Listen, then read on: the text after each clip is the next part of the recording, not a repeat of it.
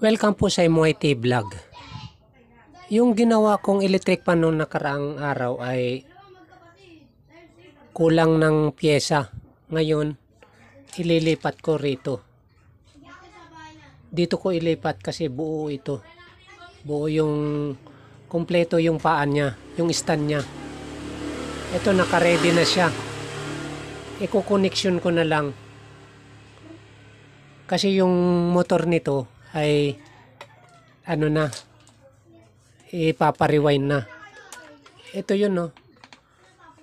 Yan, pinutol ko na. Wala kasi siyang stand, kaya ilipat ko rito.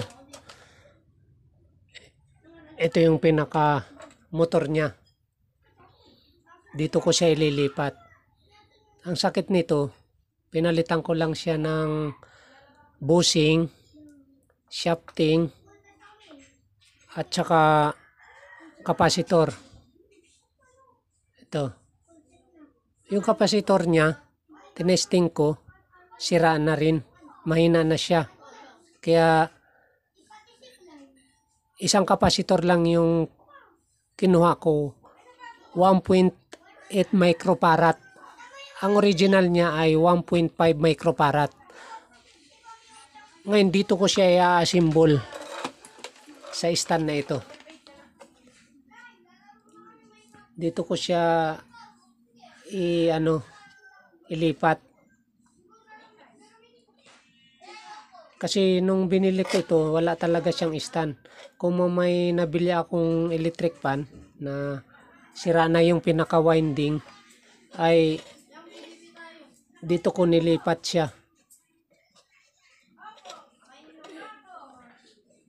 Hahanapan ko na lang ng cover.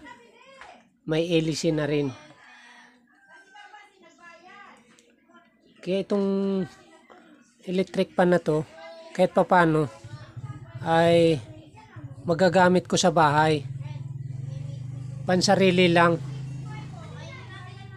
Pagka masira yung isang electric pan ko, ay pwede ko ito gamitin. Pansarili. At least hindi na ako bibili ng electric pan. Ganito yung ginagawa ko. Pag may nabili akong mga na-repair kong electric pan, ay pinag-pakis-pakis ko lang. Para pagka masira yung isang electric pan ko, ay may magagamit ako. Kaya hindi na ako bibili ng electric pan pa. Ito na yung pinalitan ko ng bushing, shafting at saka kapasitor. Buo na siya. Ayan. Napalitan ko na rin siya ng stand. Kasi itong original stand niya ay sira na. Ito. Ayan.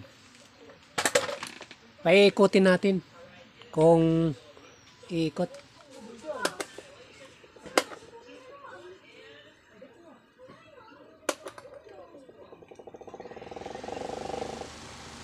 Yan. Ikot na.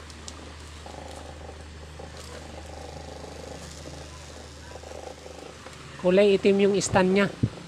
At least meron akong nabiling electric pan. Sira yung pinakamotor. Yun ang ipinalit ko, pinalitan ko ng stand. Ang ginawa ko rito,